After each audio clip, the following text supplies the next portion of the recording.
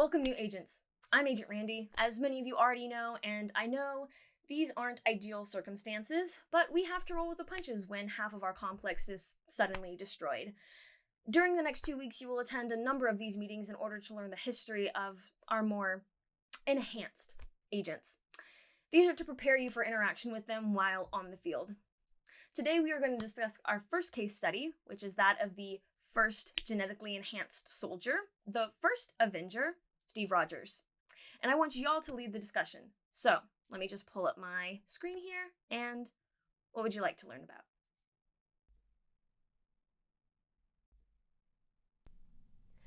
As Rogers would agree with, in order to build a good team with trust and camaraderie, it's important to get to know your super coworkers, to understand where they are coming from.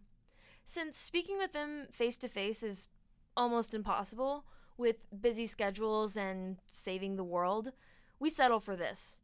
And don't worry, this isn't a breach of privacy. There is no privacy here. Everything Rogers has done since day one has been, let's say, recorded meticulously. I'd recommend starting at the beginning, but who knows? Maybe you can't wait for the ending. Go on, pick something.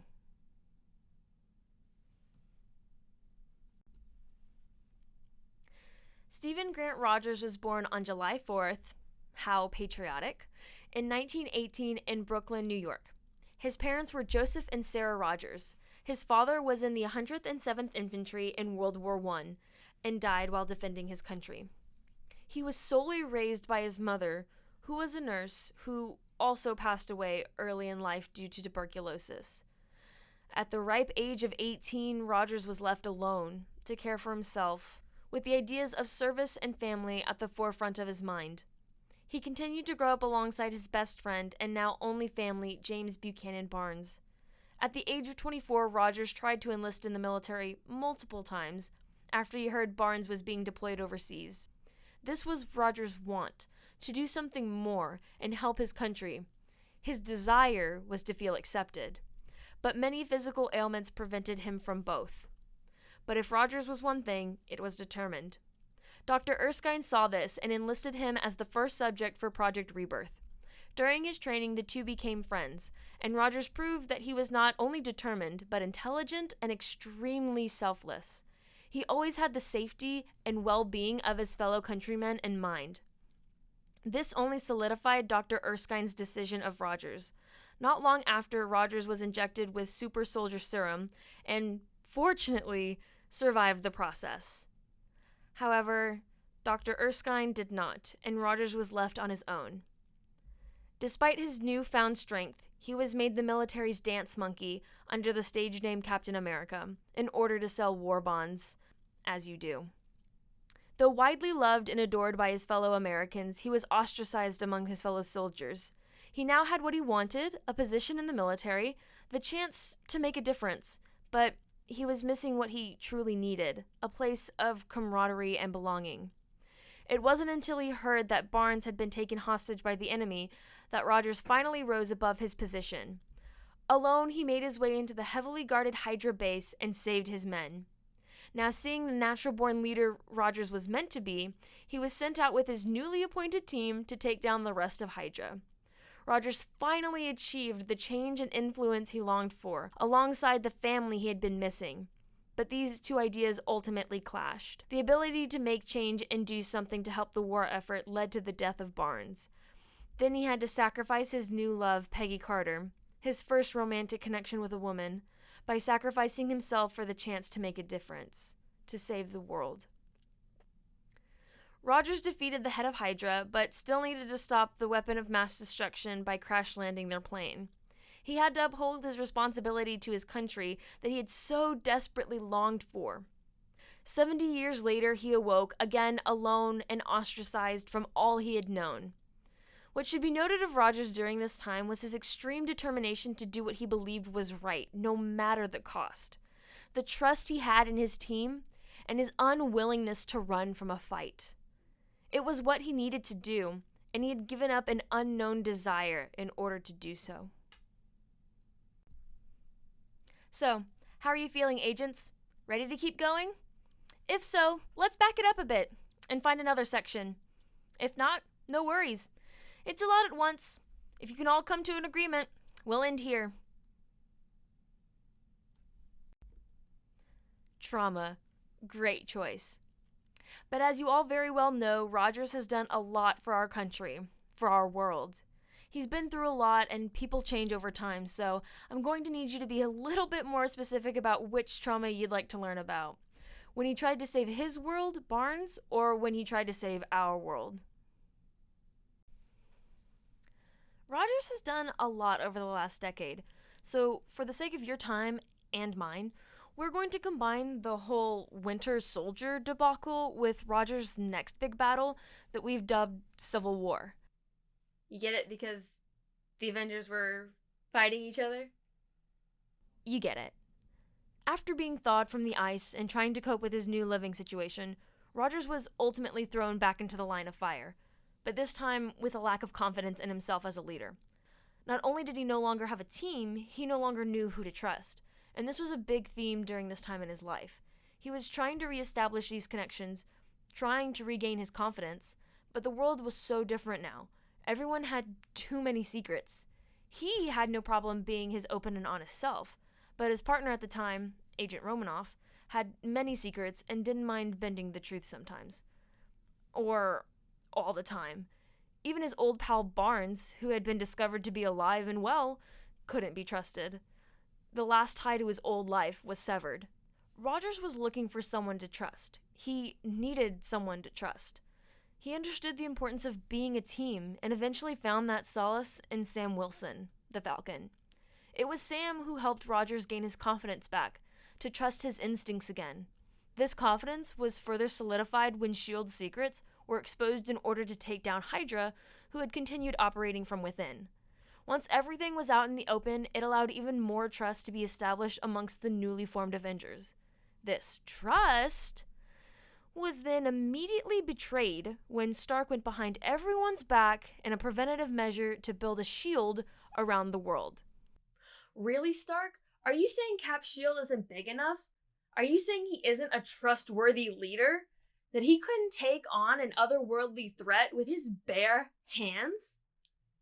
This hurt their relationship, but trust was ultimately lost during the Sokovian Accords, when the two leaders of the team disagreed on signing. We have to understand Rogers' point of view. This is a man who initially died saving his country, but after waking up in the modern era, he wasn't sure if this was a world worth protecting anymore. There was too much deceit and hiding, and he had just put an end to Hydra, still operating under everyone's noses for a second time. He didn't want corruption to seep into the organization again. He was done being lied to. And the last time he wholeheartedly listened to the government, they made him their little puppet show. He was choosing his own freedom, and isn't that the most American thing to do? However, blame was not completely off of Rogers. As much as he preached his superior morals and ideas of trust, he was keeping a few skeletons in his closet. Mainly the fact that his pal Barnes had murdered Stark's parents in cold blood. Great team building, Cap. Mr. Rogers. But Rogers recognized his mistake and decided it best he left. But again, being a true leader left the opportunity for communication open. He gave Stark a cell phone to call him if his services were ever needed. Rogers, at this point, no longer had a team or trust, but he had confidence in himself and a piece of his family back. And that's really all he could ask for at a time like this. So, how are you feeling, agents? Ready to keep going? If so, let's back it up a bit and find another section. If not, no worries. It's a lot at once. If you can all come to an agreement, we'll end here.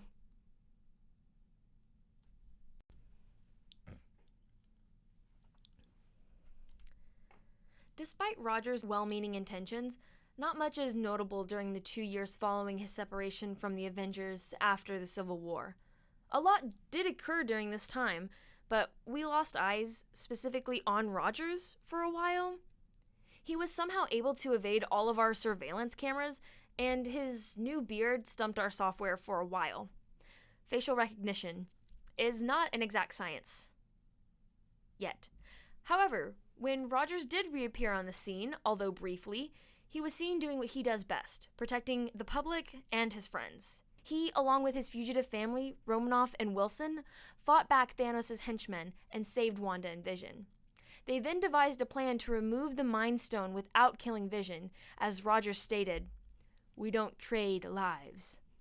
Rogers was being a bit hypocritical, him being the man of ultimate sacrifices. But in this instance, Rogers was advocating for freedom, the power for one to choose their fate. This seems to imply Rogers didn't feel he had a choice when making his sacrifice. It was a responsibility that came along with the job. But this was a responsibility at the time he had desperately wanted. It's clear by this, Rogers had changed drastically since his start, and was at his lowest point to date. But Vision had a choice, and Rogers advocated for the ability to choose. But when it came down to it, Vision's choice would be stripped, and Rogers, with the rest of the world, lost. He was powerless against the Big Toe, and his greatest fear, the near destruction of the planet, the undoing of his sacrifice, came to pass. He now was utterly destroyed and felt worthless. Quick side note, his uniform is very interesting during all of this. It seems to reflect this fate, as in previous battles, the star on his chest was pure white. But when he reappeared, Glorious beard in tow, the star was missing, representing disassociation from his team, not worthy of wearing the prestigious star, and perhaps hinting his fate yet to come, of ultimate defeat and becoming even less worthy of wearing it, at least in his eyes. And in his final battle, the star reappeared and was now a dark gray, possibly symbolizing corrupt ideals or conflicting morals. But back to trauma. Rogers then hid his pain by covering it up with the idea that we all need to move on. What's the past is the past. This again seems a drastic change from the old Cap. Tensions rose even higher when their fearless leader Tony returned to Earth and accused Rogers of abandoning the team. Rogers did the best he could, and you didn't even leave him much of a choice, Tony. The remaining team then plotted to go back in time to retrieve the Infinity Stones, with the inevitable help from Tony, and return everything back to normal. This trip back in time ultimately undid all the self-improvement Rogers had been meticulously working on since their first battle with the Mad Titan. He spotted his old love, Peggy Carter, and the feelings resurfaced. His mission now became about her. He wanted to feel worthy of her, of his position, of his family again. And that old Cap determination resurfaced in one final battle against the Purple People Eater. He was able to wield Mjolnir, reassuring him of his worthiness. And despite being heavily wounded and beaten, he got back up in one final act of defiance, of freedom, of choice. It all tied back to when he was just a kid in Brooklyn, because if you run, they'll just keep coming after you. But Cap didn't have to face the butt-chin alone. Just in the nick of time, he heard his old friend Sam's reassuring voice, "On your left," coming to back him up. Along with the rest of the defenders of Earth. When all is said and done, Rogers had finally realized what was the most important thing to him. Not just his station, his responsibility, but his family. So, how are you feeling, agents? Ready to keep going? If so, let's back it up a bit and find another section. If not, no worries. It's a lot at once. If you can all come to an agreement, we'll end here. Steve Rogers has done a lot, not only for his family, his country, but the entire world. It's understandable he would want a break. Not just a break, but a complete out. It's taxing to have that amount of responsibility. Literally the entire weight of the Earth on his shoulders. I mean, Mjolnir can't be light, right? Or maybe it is? How does that work? Anyways, after the events of the Endgame mission, Rogers decided to take it upon himself to take that out. While returning the Infinity Stones to their proper place in time, he made it back to his proper place in time. I mean, I'm a little hurt he didn't come to me first. I could have done something, and then he'd still be in his prime, protecting and defending us. You know, we never got to go on any missions together. But nonetheless, he was able to spend the rest of his life with the woman he loves, Agent Peggy Carter. They finally got the chance to dance. Because Rogers lawyered up while none of us were looking, we are not at liberty to say exactly what he's doing now. Finally got the government off his back. He was definitely able to fully give up all of his responsibility without any regrets. And being without Barnes for another 70 years definitely didn't bother him. And it did not stir up any old feelings of needing to lead the country in any way, shape, or form. He's definitely not in charge of training new recruits into our organization. I would like to make it perfectly clear, Steven Rogers has no association with our organization anymore whatsoever. He has handed off the mantle to his good friend and colleague Sam Wilson. He is happily married and spending some much-needed time with those he loves. But if he ever decided to return, I know all of us would accept him with open arms. So, how are you feeling, agents? Ready to keep going? If so, let's back it up a bit and find another section. If not, no worries. It's a lot at once. If you can all come to an agreement, we'll end here. Well, you're a bit nosy, aren't you? But I understand. If I hadn't met Rogers yet, I too want to know how he treats those around him, and possibly figure out the best approach to being his friend. Not that I'm not his friend. Me and Cap go way back. We're super tight buds. Anyways, let's choose a type of relationship first, just to narrow things down a bit more. I see we have some true Captain America fans. Really trying to figure out how to get in good with the big guy, aren't we? Or how to avoid others' previous mistakes. Not here to judge. We all need to get ahead somehow. So, who are you more interested in? Tony Stark or Sam Wilson? Hopeless romantic, are we? That's fine. I'll admit to loving a bit of romance every once in a while. We certainly don't discourage that at this facility. I wonder if prohibiting it would make missions easier. That's too much of a hassle. Rogers wouldn't listen anyways. Most of them wouldn't. Anyways, go on and pick one of Rogers' long-lost loves.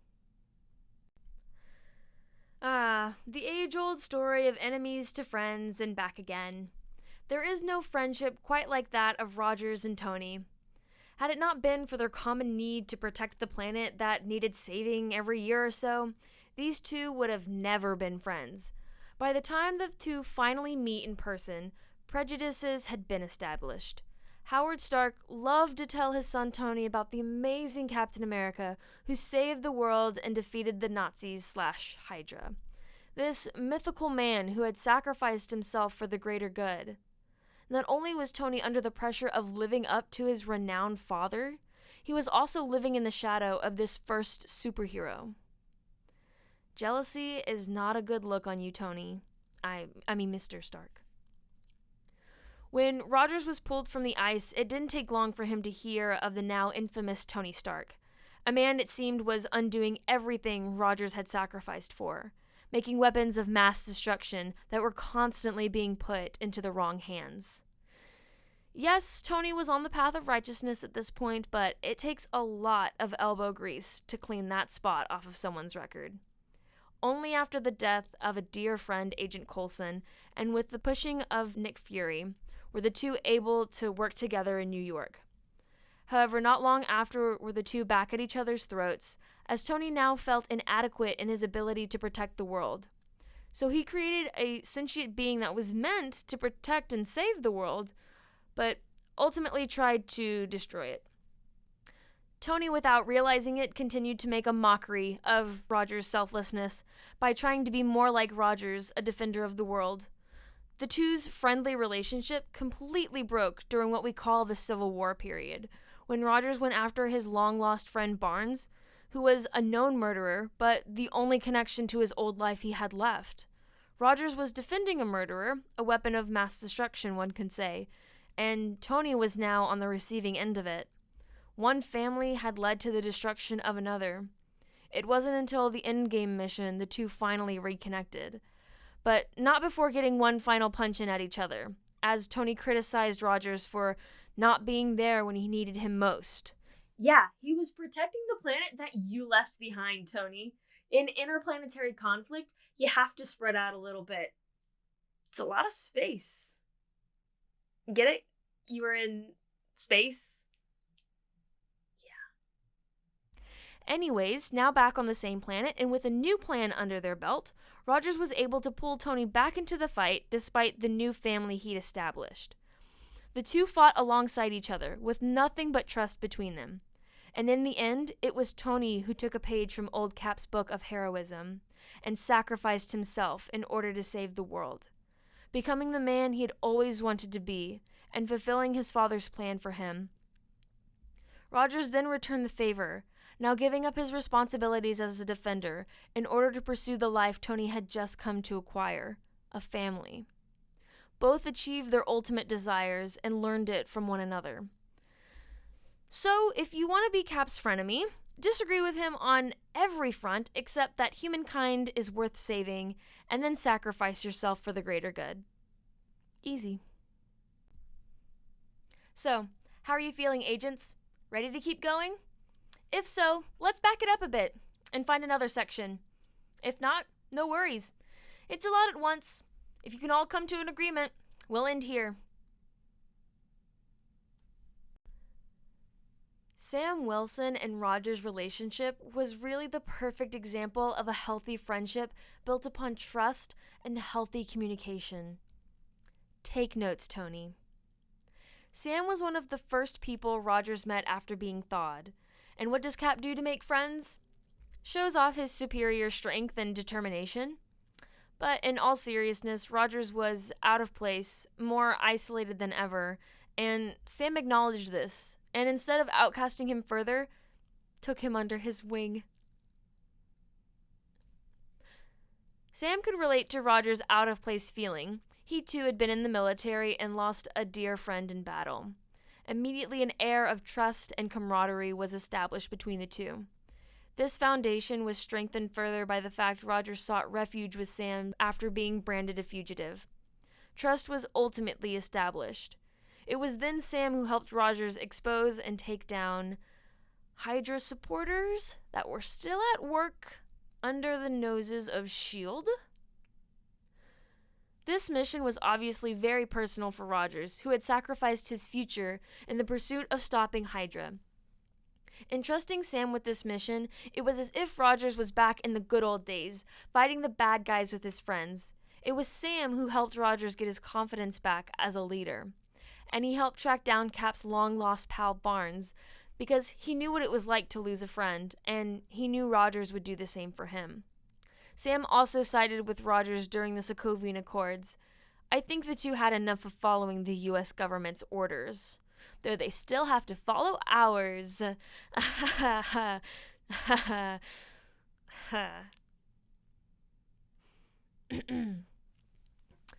Together the two fought Rogers' other bestie, Tony Stark, and Sam pulled an old Cap classic by sacrificing himself so that Rogers could make his escape. He had now given up a significant portion of his life for Rogers, going on the lam alongside him. However, when they were reinstated in order to fight Mr. Potato Head, Wilson was snapped out of existence. Again, Rogers was out of time, out of place, and left alone without his men. This moment of defeat breaks him, though he doesn't let it show. And it only got worse as Cap, with his unwavering spirit alone, stood to face Grape Soda again 5 years later. At his lowest of lows, just as when he had been unfrozen, up against the unknown. So imagine the relief when he heard that once seemingly passive-aggressive phrase, "on your left," from the reincarnated Sam. This phrase now inspired hope in Rogers. After all he had been through, after everything Sam had done, it made sense once Roger had grown too old to wield the shield.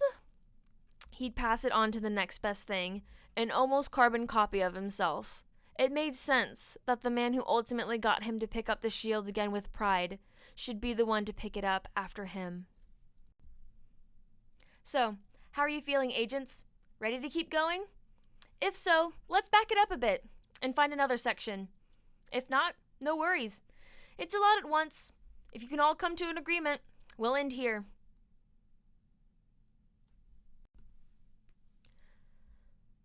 Margaret Elizabeth Carter, most commonly known as Peggy, was born April 9th, 1921 in Hampstead, England. She was known to be an active and outgoing child. This left her feeling alienated from the rest of her female schoolmates. And as she grew up, she hid this side of her more and more, and eventually took a job as a receptionist for the British military, a common career for women at the time. She was engaged to Fred Wells for a while, but he was stifling, and Peggy wanted to do more, be more. Her brother's death was what ultimately made her take the next step in her career, ending things with Wells and joining the Special Operations Executive, and eventually being promoted into the Strategic Scientific Reserve, more commonly known as the SSR. This would bring her to America, where she would meet the love of her life, Steve Rogers. Although a strong and independent woman, with a relationship being the furthest thing from her mind, Rogers' charm and selflessness ultimately attracted her to him. She could relate with Rogers when she felt alone and different from everyone else. They had both been shut out of so many doors, but they were both determined to get back up and fight. They were able to talk openly to one another, and while on a car ride, Rogers revealed he had never danced with a girl. Yes, outing himself as a bit of a wimp, but his reasoning ultimately stole her heart. He was waiting for the right partner. This was drastically different from Peggy's past, in which she had chosen a military man of such high ranking and confidence, but in the end was her wrong partner. After Rogers' enhancement, she was the one who encouraged him to stand up for himself and do something with the strength and talents he had been given. She knew, just as she had wanted for herself, that he could do more and really make a difference. She pushed him to continue to go after the thing he had wanted for so long. She became his go-to agent for help with his missions, sneaking off to Hydra bases and whatnot. Young love.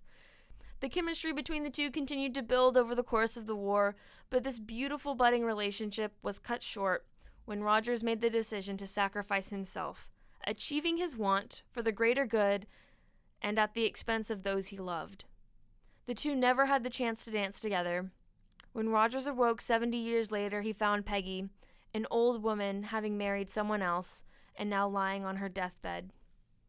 He was still incredibly devoted to her and visited her despite her not being able to recognize him some of the time. She passed away at a crucial moment in Rogers' new life.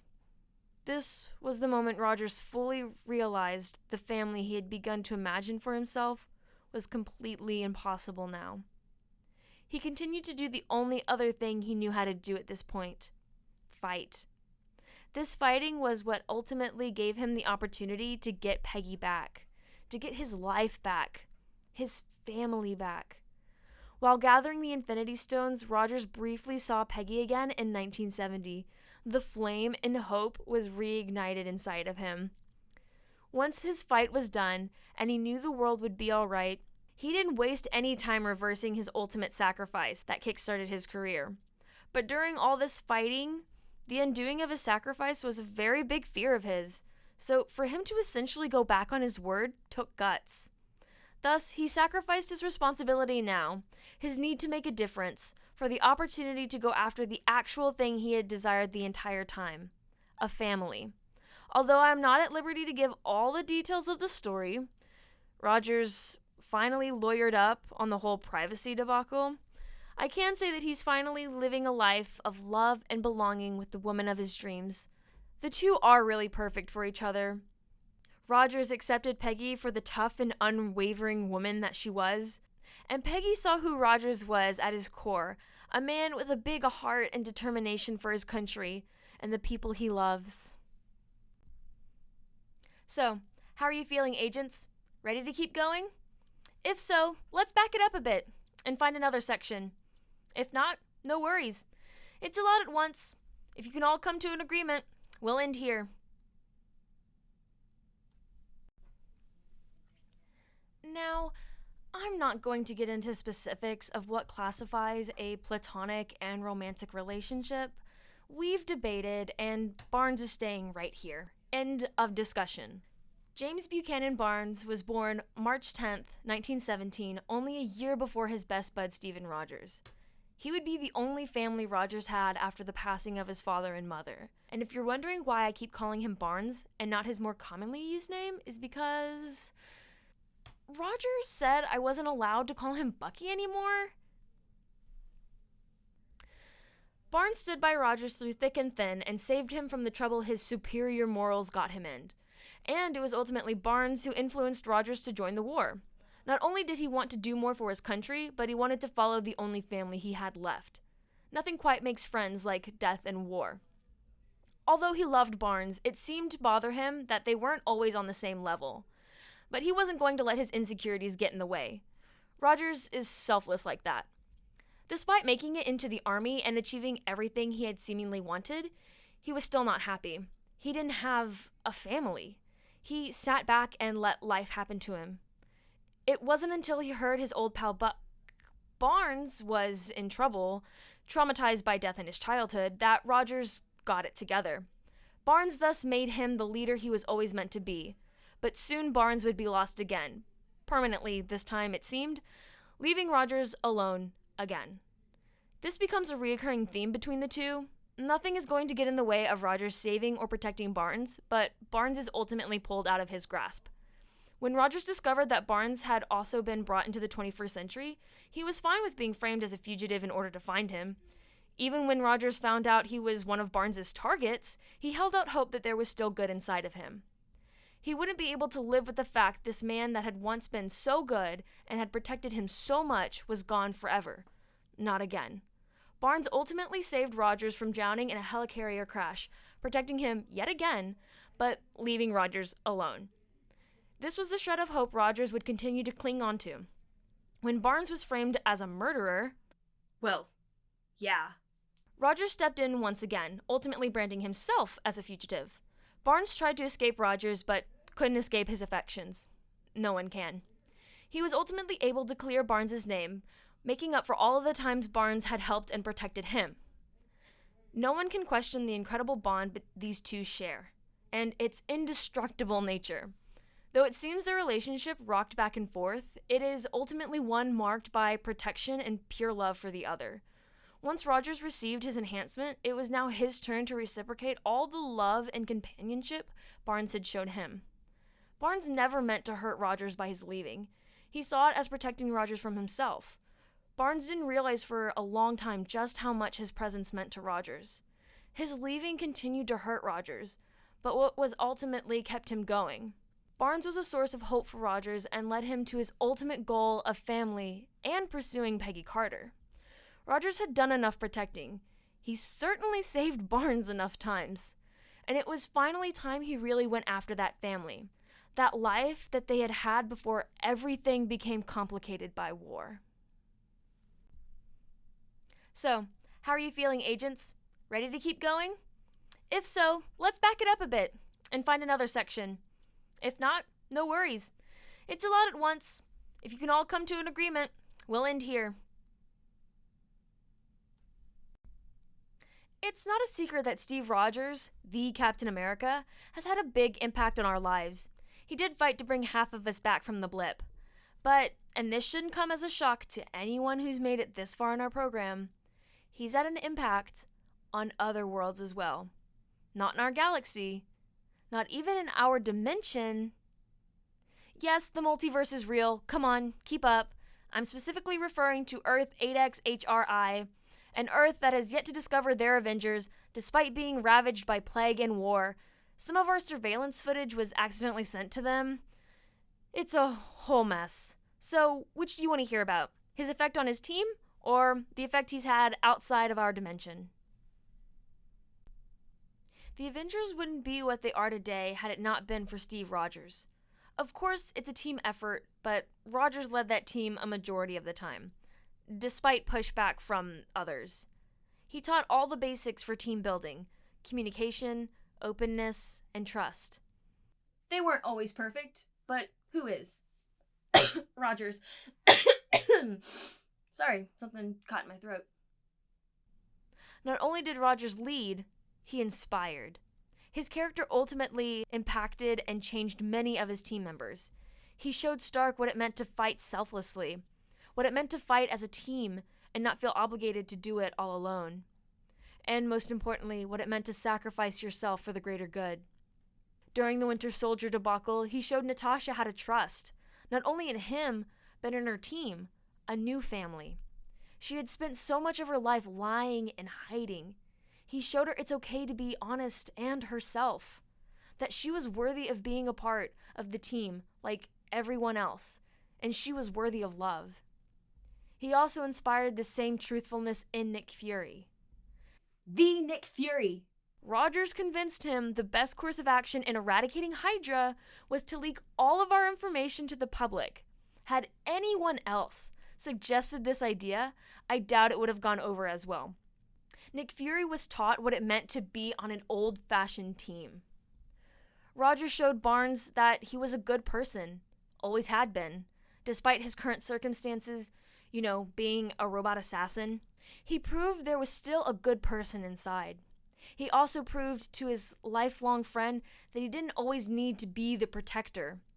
Sometimes, a lot of the time, Rogers could step up and protect him. He was there for Wanda after the incidents in Lagos. He comforted her in her time of regret and sorrow. He trusted her at a time when everyone else was treating her like a weapon. He showed her she was more than destruction. She was a member of the Avengers no matter how anyone else viewed her. He proved to her she wasn't a weapon of destruction. And he continued to inspire hope in Sam. In the beginning, he seemed hesitant to call himself an Avenger, but he trusted Rogers, and he showed Sam what it meant to never stop the fight. He knew he would be the best at carrying on the mantle, and now all Sam needed to do was believe in himself, as Rogers had always done. Rogers brought the entire team together and kept them moving like a sometimes well-oiled machine that they were meant to be the defenders, the Avengers of planet Earth. So, how are you feeling, agents? Ready to keep going? If so, let's back it up a bit and find another section. If not, no worries. It's a lot at once. If you can all come to an agreement, we'll end here. So, here's the thing. While we were experimenting on how to communicate with those from other dimensions, it seems we accidentally sent them surveillance footage of the Avengers, and they proceeded to turn them into a movie franchise. Since this planet has been left without the help of superheroes, a lot of their problem solving tends to revolve around escapism through technology, and the Avengers have seemed to accomplish that for them. Not only have they acted in a way in which to distract them from their currently oppressed society, it inspires them to form a better one. One ideal Rogers has been able to integrate in them is that of family. Their lives are plagued with a corrupt society, civil unrest, and a literal pandemic. This has bred a lot of hate and prejudice amongst one another. More than ever, people are feeling isolated and judged for their beliefs. Many feel like an outcast, not welcome anywhere, much like Rogers. But he inspires hope in them, to find a place, people in which they can feel safe and welcomed, to strive and fight for that space in which they belong. And he shows that family can look like anything. It doesn't necessarily have to be a mother and father. It can be a lifelong best friend, a partner, a colleague, a team. Many have achieved this family through the movies they have made of him. They all gather together to watch him, talk about him and his impact. I've heard they've even constructed classes with him and the Avengers as the main subjects. Rogers proves that no one is truly alone, that there are people out there who will have your back. During this time when so many feel small and unheard, Rogers shows them that sometimes a small guy is needed. Heart and courage is more important than brawn. Sometimes a little guy with a loud voice and determination is all one needs to make a difference. It's also worth mentioning the impact Carter and Rogers' relationship had. Their love is not bound by time or space. It's something everyone can relate to, whether they have it or not. We all want to be slow dancing with the love of our life. We all want to fight for that love, more importantly. Their love story wouldn't have had the same impact had they not been separated. Conflict inspires the best love stories. Steve was constantly being pulled further and further away from Peggy and the world he had known. Peggy had her own conflicts, living in a world without the incredible Steve Rogers, and learning to navigate the grief of losing him. They proved that love is something that is worth fighting for. It is something you sacrifice for. It's not always easy, and sometimes it's really hard, whether that means you fight with them or you have to stand by and see them marry with kids to another, or sit by their deathbed even though the world needs saving. We all want that kind of love, and this other planet has become so excited by the fact someone else, to them a fictional character, has finally got that kind of love. People are obsessed with it, you could say. So, how are you feeling, agents? Ready to keep going? If so, let's back it up a bit and find another section. If not, no worries. It's a lot at once. If you can all come to an agreement, we'll end here. So, great job, agents. You finished your first case file. Only 20 more to go. They keep adding Avengers, and they never tell me. It's not like it's my job or anything to try and keep everybody on the same page and figure out salaries. But anyways, thanks for coming today. I'll see you guys next time.